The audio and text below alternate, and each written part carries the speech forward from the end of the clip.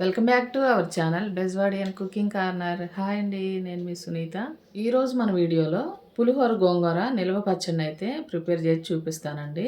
ఇది మా అమ్మ స్టైల్లో చేస్తున్నాను అనమాట. ఈ పచ్చడి అంటే నాకు చాలా ఇష్టం అండి. గోంగూర అంటేనే నాకు చాలా ఇష్టం అనమాట. గోంగూర పచ్చడి అంటే అందరికీ చాలా ఇష్టం కదండి, మాకు కూడా చాలా ఇష్టం అనమాట. ఈ పచ్చడిని మా అమ్మ స్టైల్లో నేను చేసి చూపిస్తానండి, చాలా సింపుల్ వేలో. దీనికోసం అయితే ముందుగా ఒక హాఫ్ కేజీ లోపు గోంగూరను అయితే తీసుకున్నానండి.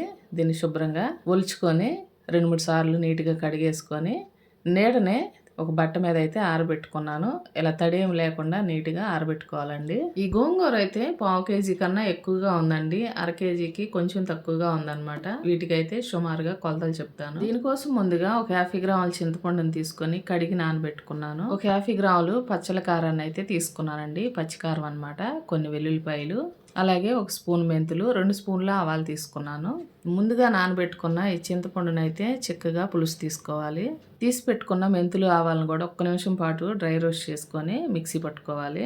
ఇప్పుడు గోంగూరను ఫ్రై చేసుకోవడం కోసం స్టవ్ ఆన్ చేసి కడాయి పెట్టుకొని ఒక 4 స్పూన్ల వరకు ఆయిల్ వేసుకున్నాను. ఇప్పుడు ముందుగా తీసి పెట్టుకున్న గోంగూరను అయితే ఆయిల్లో వేసుకొని చిన్న మంట మీద దోరగా ఫ్రై చేసుకోవాలి. ఈ గోంగూర అయితే పెద్ద ఆకులుగా ఉందండి, అందుకోసమని కొంచెం సన్నగా తరిగాను అనమాట. అప్పుడు మంచిగా ఫ్రై అవుతుంది. అలాగే మనం తినేటప్పుడు కూడా పెద్ద పెద్ద ఆకులుగా ఉంటే కొంచెం ఇబ్బందిగా ఉంటుంది కదండి, అందుకని ఇలా సన్నగా తరిగాను అనమాట. చూశారు కదండి, గోంగూర ఈ కలర్లోకి వస్తే సరిపోతుంది. తీసి పక్కన పెట్టుకున్నాను. ఇదే కడాయిలో మళ్ళీ 4 స్పూన్ల ఆయిల్ వేసుకున్నాను. ఇప్పుడు ఆయిల్ అయితే వేడైందండి. ముందుగా తీసి పెట్టుకున్న చింతపండు గుజ్జు వేసుకొని, అలాగే ఒక 1/4 టీ స్పూన్ పసుపు కూడా వేసుకొని ఇలా కలుపుకుంటూ చిన్న మంట మీద దగ్గరగా వచ్చేంత వరకు ఉడికించుకోవాలి. ఇలా కొంచెం దగ్గరగా అవుతున్నప్పుడు ఒక 50 గ్రాముల ఉప్పు అయితే ఇందులోనే వేసేసుకున్నానండి. ఇలా కలుపుకుంటూ కొంచెం దగ్గరగా అయ్యి ఆయిల్ సపరేట్ అవుతుందండి, అప్పుడు వరకు ఉడికించుకొని స్టవ్ ఆఫ్ చేసుకోవాలి. ఇప్పుడు తాలింపు కోసం స్టవ్ ఆన్ చేసి కడాయి పెట్టుకొని ఒక 300 గ్రాముల ఆయిల్ని అయితే వేసుకున్నాను. నిల్వ పచ్చళ్ళకి కొంచెం ఆయిల్ ఎక్కువగా ఉంటే బాగుంటుంది కదండి.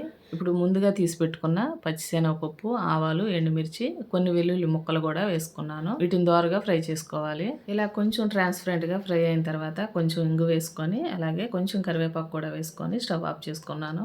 ఫ్రై చేసుకున్నవన్నీ పూర్తిగా చల్లారినాయండి. ఇప్పుడు ఈ గోంగూరలో ముందుగా తీసి పెట్టుకున్న 50 గ్రాముల కారం, మెంతులు, ఆవాల పౌడర్ కూడా వేసుకున్నాను. ఇప్పుడు ఈ కారం, మెంతి పౌడర్ గోంగూరకు పట్టేటట్లుగా నీట్గా కలిపేసుకున్నాను.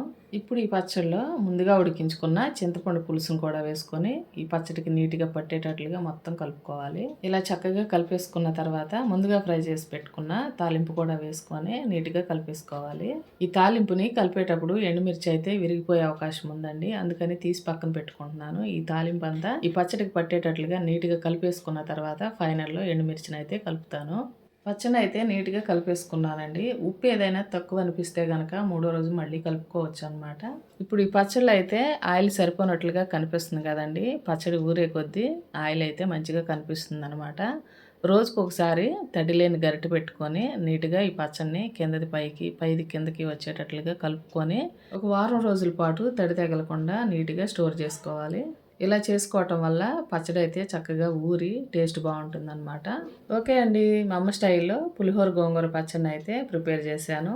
మీ ఇంట్లో మీరు ఎలా ప్రిపేర్ చేసుకుంటారో ప్లీజ్ కామెంట్ చేయండి. నేను చేసిన విధానం మీకు నచ్చిందండి. నచ్చినట్లయితే డెఫినెట్గా మీరు కూడా ట్రై చేయండి, టేస్ట్ అయితే బాగుంటుంది. ఈ రోజుకైతే ఇంతేనండి రెసిపీ. మరో మంచి రెసిపీతో మళ్ళీ మీ ముందుకు వస్తాను. మా వీడియోస్ కనుక మీకు నచ్చినట్లయితే ప్లీజ్ ఒక లైక్ చేసి సపోర్ట్ చేయండి. థ్యాంక్ యూ అండి.